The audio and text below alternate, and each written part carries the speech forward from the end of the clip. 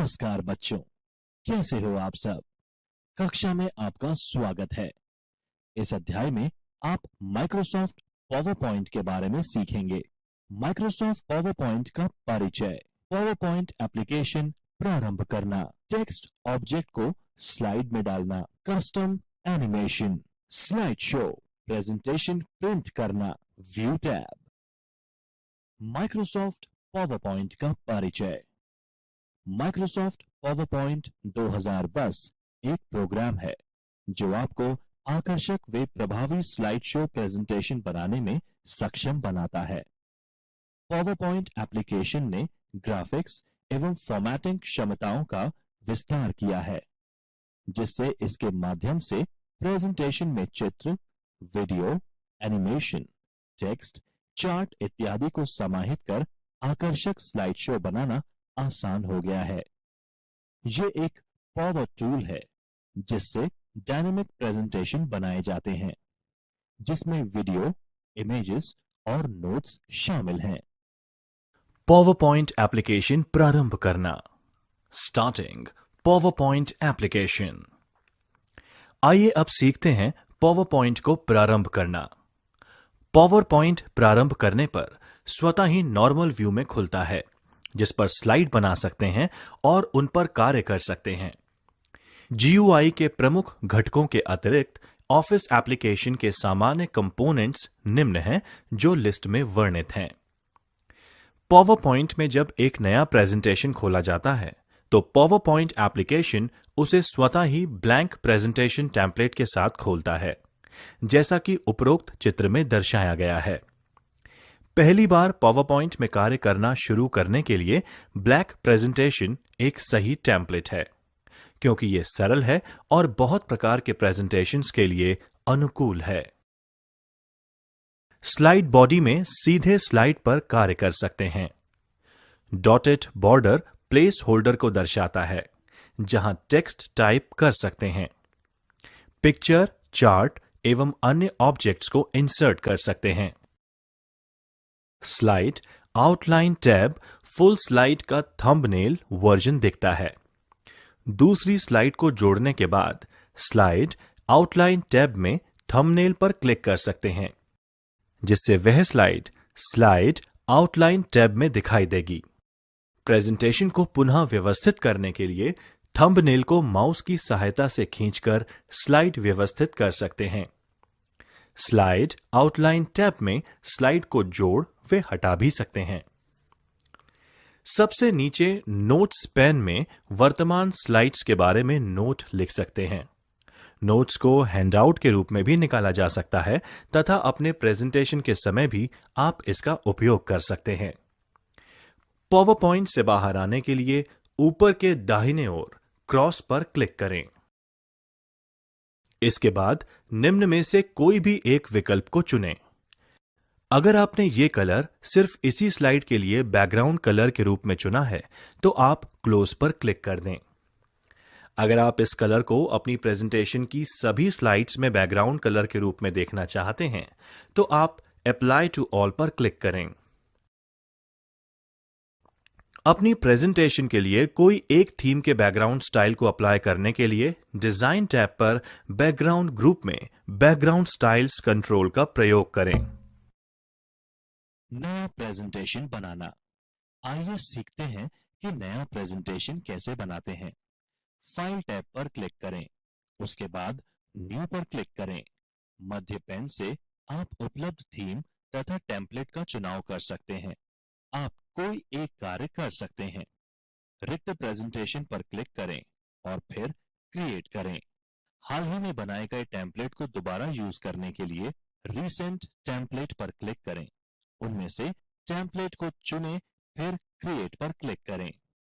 Power point में पहले से उपलब्ध टेम्पलेट को इस्तेमाल करने के लिए सैंपल टेम्पलेट पर क्लिक करें और फिर उनमें से टेम्पलेट का चुनाव करें और क्रिएट कर क्लिक करें। जब आप टेम्पलेट में से प्रेजेंटेशन का चुनाव करते हैं तो उसमें पहले से विभिन्न प्रकार के डिजाइन तथा कंटेंट उपलब्ध रहते हैं, जिसे हम थीम भी कहते हैं। आपके कंप्यूटर पर उपलब्ध सैंपल थीम की लिस्ट देखने के लिए थीम्स पर क्लिक करें। एक थीम से प्रेजेंटेशन तैयार करना ठीक उसी प्रकार से है जैसे एक टेम्पलेट से प्रेजेंटेशन तैयार करना। थीम से बनाए गए नए प्रेजेंटेशन में पहले से उपलब्ध कंटेंट नहीं होते। माय टेम्पलेट में मौजूद टेम्पलेट से अपना प्रेजेंटेशन बनाने के लिए माय टेम्पलेट पर क्लिक करें। एक अलग से डायलॉग बॉक्स खुलेगा, उसमें से टेम्पलेट को चुनकर ओके पर क्लिक करें। पहले से तैयार प्रेजेंटेशन से एक नई प्रेजेंटेशन बनाने के लिए न्यू फ्रॉम एग्जिस्टिंग पर डबल क्लिक करें। इस ऑप्शन का उपयोग तभी करें जब आप पहले से बनी हुई प्रेजेंटेशन के समान ही कोई प्रेजेंटेशन बनाना चाहते हो। office.com से टेम्पलेट प्राप्त करने के लिए टेम्पलेट कैटेगरी पर क्लिक करें और अपना मनपसंद टेम्पलेट का चुनाव करें और फिर डाउनलोड करें।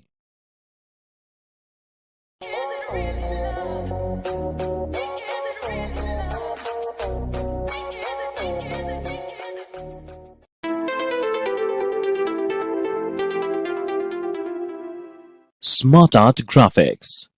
स्मार्ट आर्ट ग्राफिक्स आपकी जानकारी का व्यू प्रतिनिधित्व है, जिसे आप अपने संदेशों या विचारों को प्रभावी रूप से संवाद के लिए कई भिन्न लेआउट से चुनकर तुरंत और आसानी से बना सकते हैं। प्लेस होल्डर पर क्लिक करें जिसमें आप स्मार्ट आर्ट ग्राफिक ऐड करना चाहते हैं। अगर आप प्लेस होल्डर सेलेक्ट नहीं करते या फिर आप प्लेस होल्डर सेलेक्ट करते हैं जिसमें कोई इमेज नहीं होती, तब स्मार्ट आर्ट ग्राफिक्स स्लाइड के सेंटर में इंसर्ट हो जाती है। इंसर्ट टैब के इलस्ट्रेशन ग्रुप में स्मार्ट आर्ट पर क्लिक करें। सेंटर पेन में लेआउट को ढूंढें और क्लिक करें। बाईं तरफ के पेन में स्मार्ट आर्ट ग्राफिक के प्रकार का चयन करें। सेंटर पेन में लेआउट को ढूंढें और क्लिक करें और फिर ओके बटन पर क्लिक करें। लेआउट का प्रीव्यू देखने के लिए उस लेआउट पर क्लिक करें। दाईं तरफ आपको प्रीव्यू दिखाई देगा। साउंड ऐड करना। उस स्लाइड पर क्लिक करें जिसमें आप साउंड ऐड करना चाहते हैं। इंसर्ट टैब पर मीडिया क्लिप्स ग्रुप में साउंड के नीचे के एरो को क्लिक करें। अपनी प्रेजेंटेशन में क्लिप को ऐड करने के पहले आप उस क्लिप का प्रीव्यू देख सकते हैं। क्लिप आर्ट टास्क पेन में रिजल्ट बॉक्स में जो उपलब्ध क्लिप्स हैं उनको दर्शाता है। माउस पॉइंटर को क्लिप की थंबनेल के ऊपर मूव करें। दिखाई देने वाले एरो पर क्लिक करें और फिर प्रीव्यू प्रॉपर्टीज पर क्लिक करें। ट्रांजिशन पर साउंड ऐड करें। साउंड पर क्लिक करें जिसे आप अप्लाई करना चाहते हैं। हाइपरलिंक इंसर्ट करना। आप हाइपरलिंक इस्तेमाल कर एक स्लाइड से दूसरे स्लाइड पर जा सकते हैं। नेटवर्क या इंटरनेट के लिए तथा दूसरी फाइल या दूसरे प्रोग्राम के लिए हाइपरलिंक का उपयोग कर सकते हैं। उस टेक्स्ट को सेलेक्ट करें जहां आप हाइपरलिंक एक्टिवेट करना चाहते हैं। साथ ही साथ आप किसी ऑब्जेक्ट जैसे क्लिप आर्ट या स्मार्ट आर्ट ग्राफिक पर भी क्लिक कर सकते हैं। इंसर्ट हाइपरलिंक डायलॉग बॉक्स में उचित बटन पर अपने लिंक के टारगेट के लिए माय प्लेसेस बॉक्स में उचित बटन पर क्लिक करें। अपने प्रेजेंटेशन में दूसरी स्लाइड पर जाने के लिए प्लेस इन दिस डॉक्यूमेंट पर क्लिक करें। टारगेट लोकेशन को ढूंढें, जरूरी बदलाव कर ओके पर क्लिक करें। प्रेजेंटेशन के बैकग्राउंड को चेंज करें। Background style theme colour scheme से चयन किया गया बैकग्राउंड कलर और बैकग्राउंड फिल इफेक्ट का मिश्रण है। आप अपने स्लाइड के पीछे पिक्चर या क्लिप आर्ट इंसर्ट कर सकते हैं। इसके साथ साथ आप अपने स्लाइड का बैकग्राउंड कलर भी डाल सकते हैं। अपनी पावरपॉइंट प्रेजेंटेशन में एक पिक्चर या चित्र का बैकग्राउंड लगाकर आप इसे अनुपम रूप दे सकते हैं। कलर स्कीम के अंतर्गत बैकग्राउंड कलर हेतु 4 प्रकार के कलर स्कीम समाहित किए गए हैं, जिनमें 2 हल्के रंग हैं तथा 2 गहरे रंग। इसमें आप 3 फिल इफेक्ट्स भी सिलेक्ट कर सकते हैं, जिनमें सबटल, मॉडरेट और इंटेंस हैं। पिक्चर को स्लाइड बैकग्राउंड की तरह इस्तेमाल करना। जिस स्लाइड के बैकग्राउंड के लिए पिक्चर ऐड करना है उसे सेलेक्ट करें। बैकग्राउंड ग्रुप में डिजाइन टैब पर बैकग्राउंड स्टाइल पर क्लिक करें, फिर फॉर्मेट बैकग्राउंड पर क्लिक करें। क्लिक फिल और उसके पश्चात पिक्चर और टेक्सचर फिल पर क्लिक करें। आप कोई एक ऑप्शन का चयन कर सकते हैं। फाइल से एक पिक्चर इंसर्ट करने के लिए फाइल पर क्लिक करें। लोकेट कर पिक्चर पर डबल क्लिक करें। क्लिपबोर्ड से कॉपी की गई पिक्चर को पेस्ट कर सकते हैं। बैकग्राउंड के रूप में क्लिप आर्ट का उपयोग करने के लिए क्लिप आर्ट पर क्लिक करें और सर्च टेक्स्ट बॉक्स में एक वर्ड या फ्रेज जो क्लिप आप चाहते हैं उसके बारे में कुछ टाइप करें। आप कोई एक विकल्प को चुनें। पिक्चर जो आपके द्वारा बैकग्राउंड स्लाइड के लिए चुना गया है उसको बंद कर दें। पिक्चर को पूरे प्रेजेंटेशन के स्लाइड में डालने के लिए अप्लाई टू ऑल पर क्लिक करें।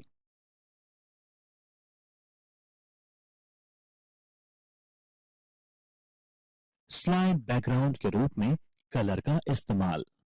जिस स्लाइड पर बैकग्राउंड कलर ऐड करना चाहते हैं मल्टीपल स्लाइड्स को सेलेक्ट करने के लिए एक स्लाइड पर क्लिक करें और फिर कंट्रोल की को दबाए रखते हुए दूसरी स्लाइड्स पर क्लिक करें।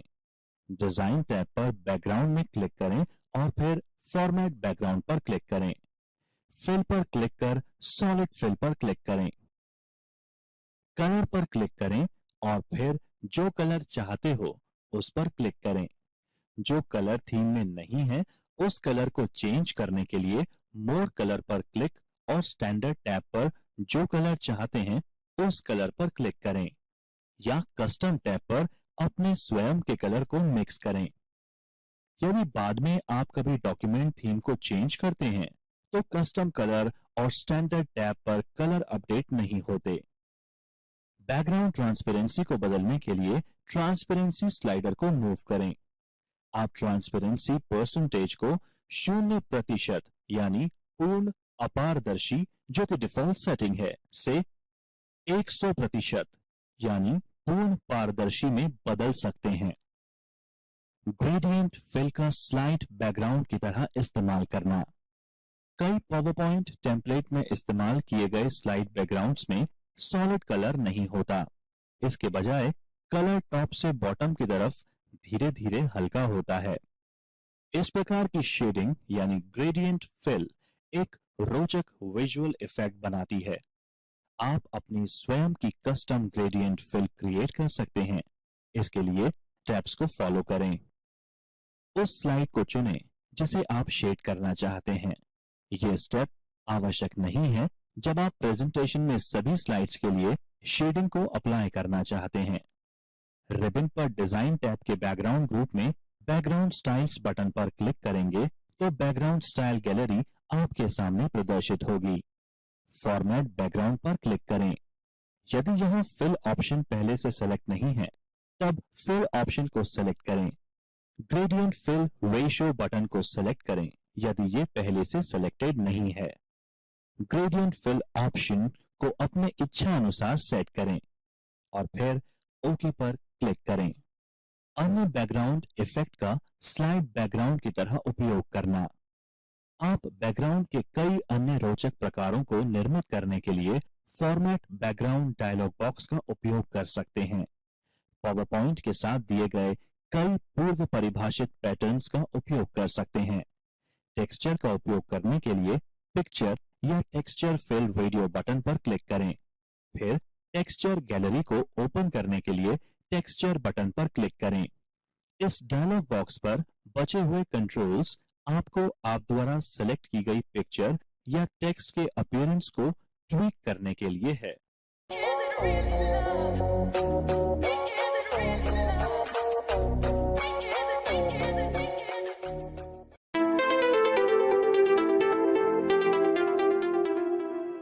स्लाइड शो के सेटिंग और प्लेइंग के लिए पावर पॉइंट में बहुत सारे विकल्प होते हैं। प्रेजेंटेशन मोड में स्लाइड शो को सेटअप करने एवं स्टार्ट के लिए स्लाइड शो टैब उपयोगी है। इसका उपयोग करते हुए आप प्रेजेंटेशन के एक पार्ट को या पूरी प्रेजेंटेशन को देख सकते हैं या प्रदर्शित कर सकते हैं। ये देखने वालों के लिए एक प्रभावी प्रेजेंटेशन का प्लान बनाने में, रिहर्सल और स्वचलीकरण करने में भी काफी उपयोगी है। डिजाइन टैब में निम्नलिखित मुख्य कमांड ग्रुप होते हैं। Page setup. इस ग्रुप की मदद से आप पेज ओरिएंटेशन यानी पोर्ट्रेट या लैंडस्केप बदल सकते हैं तथा पेज सेटअप के लिए अलग अलग पैरामीटर सेट कर सकते हैं।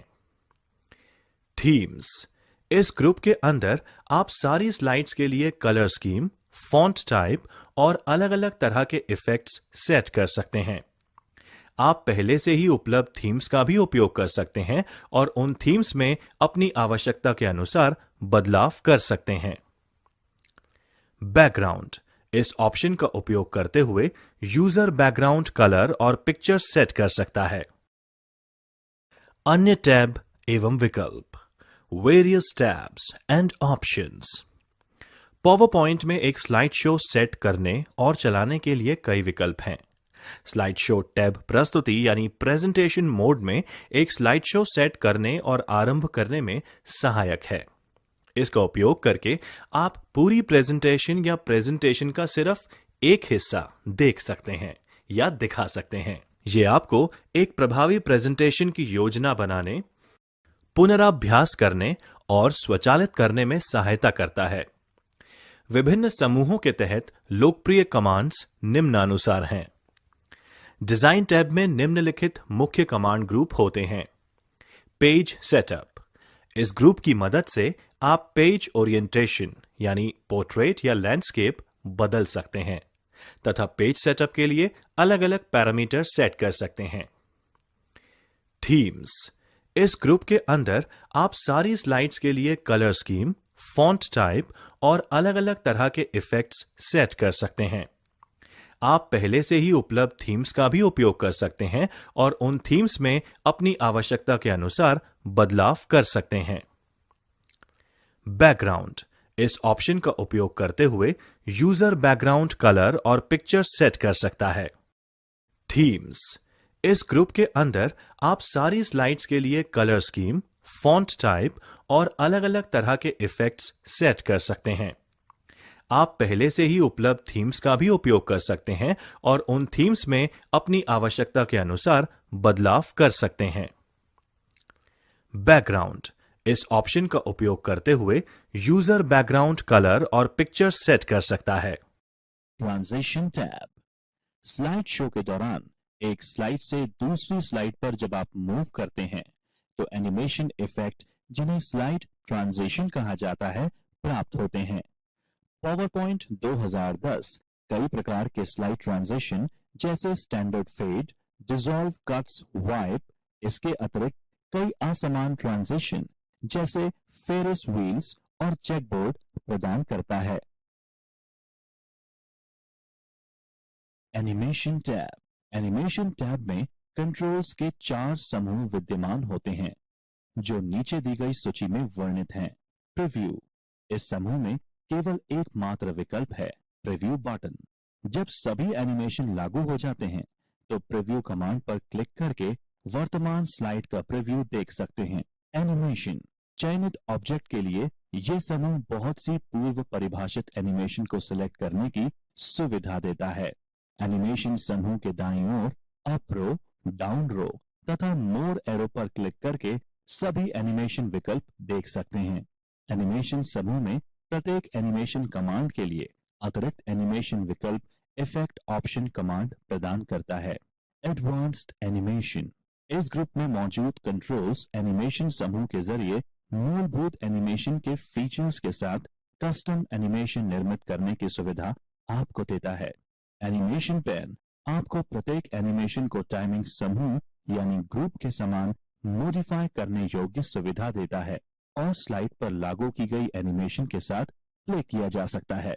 एड एनिमेशन कमांड एनिमेशन समूह में कमांड के संबंधित टेक्स्ट और ग्राफिक्स को एनिमेट करने के लिए सभी एनिमेशन विकल्पों का विजुअल प्रदान करता है।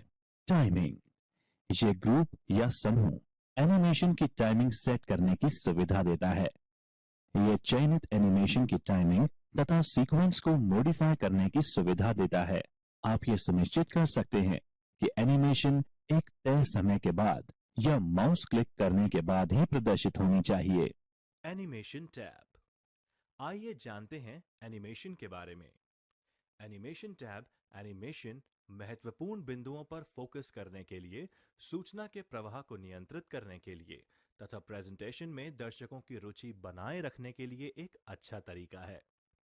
प्रेजेंटेशन को बेहतर करने के लिए पावर पॉइंट कई प्रकार के एनिमेशन प्रदान करता है। पावर पॉइंट 2010 प्रेजेंटेशन में टेक्स्ट, टेबल, ग्राफिक्स और अन्य ऑब्जेक्ट्स को एनिमेट करके प्रेजेंटेशन को एक अच्छी एवं प्रभावशाली बनाया जा सकता है। विजुअल इफेक्ट ऑब्जेक्ट के प्रवेश, बाहर निकलने पर, आकार या रंग के बदलने पर या फिर किसी मूवमेंट पर दे सकते हैं। स्लाइड एनिमेशन स्लाइड शो के दौरान टेक्स्ट और ग्राफिक्स एनिमेशन इफेक्ट देता है। जब कोई एनिमेशन को सेलेक्ट करता है तो इफेक्ट ऑप्शन बटन उपलब्ध हो जाता है। उस विशेष एनिमेशन के लिए कुछ अतिरिक्त सेटिंग्स होती हैं जिसे कॉन्फ़िगर किया जा सकता है। पावर पॉइंट 2010 में 4 अलग-अलग प्रकार के एनिमेशन इफेक्ट्स होते हैं। एंट्रेंस इफेक्ट, ये इफेक्ट ये उल्लेखित करता है कि स्लाइड शो के दौरान एक ऑब्जेक्ट किसी स्लाइड में प्रवेश करता है। एंट्रेंस इफेक्ट उल्लेखित नहीं करने पर यह ऑब्जेक्ट स्लाइड शो के दौरान उसी जगह पर प्रवेश करेगा जैसा इसे स्लाइड बनाने के वक्त रखा गया था। एग्जिट इफेक्ट्स, ये इफेक्ट स्पेसिफाई करता है कि एक ऑब्जेक्ट कैसे स्लाइड से बाहर निकलता है। इस इफेक्ट के द्वारा एक ऑब्जेक्ट को स्लाइड से उड़कर बाहर जाना, दृष्टि से गायब हो जाना या स्लाइड से स्पाइरल पाथ में बाहर निकलना शामिल है। इस प्रकार के लगभग 52 इफेक्ट उपलब्ध हैं। एम्फेसिस इफेक्ट्स, इसके द्वारा पहले से मौजूद ऑब्जेक्ट पर ध्यान आकर्षित किया जा सकता है। इस इफेक्ट के उदाहरण जैसे ऑब्जेक्ट की साइज को बढ़ाना या घटाना, कलर में बदलाव या ऑब्जेक्ट को अपने केंद्र पर घुमाना है। मोशन पाथ, इस इफेक्ट का उपयोग एक ऑब्जेक्ट को ऊपर या नीचे ले जाने, बाएं या दाएं करने या एक स्टार या सर्कुलर पैटर्न में एनिमेट करने के लिए किया जाता है। इसके द्वारा एक ऑब्जेक्ट के लिए एक ट्रैक बना सकते हैं ताकि जब ऑब्जेक्ट को एनिमेट किया जाए तो वो ऑब्जेक्ट इसी ट्रैक पर संचालित हों। किसी एनिमेशन को अकेले या मल्टीपल इफेक्ट्स के साथ उपयोग लिया जा सकता है। टेक्स्ट या ऑब्जेक्ट के लिए एनिमेशन ऐड करने के लिए ये करें।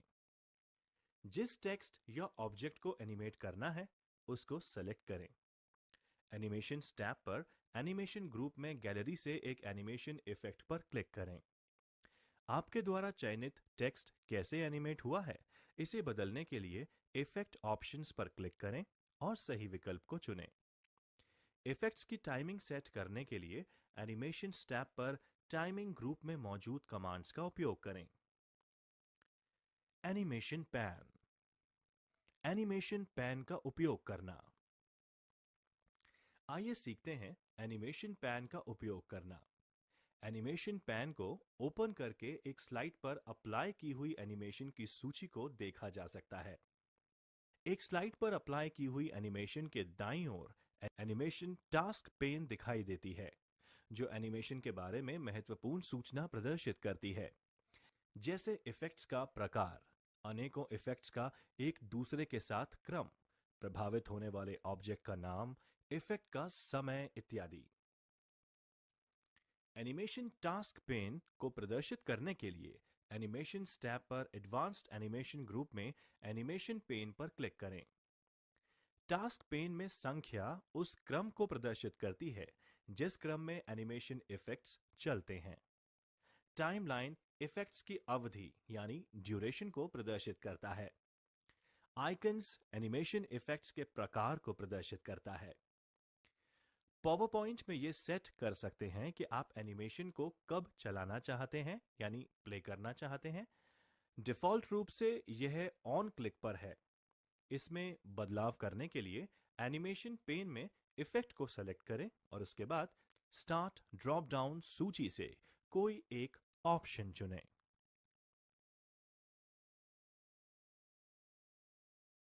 Is it really love?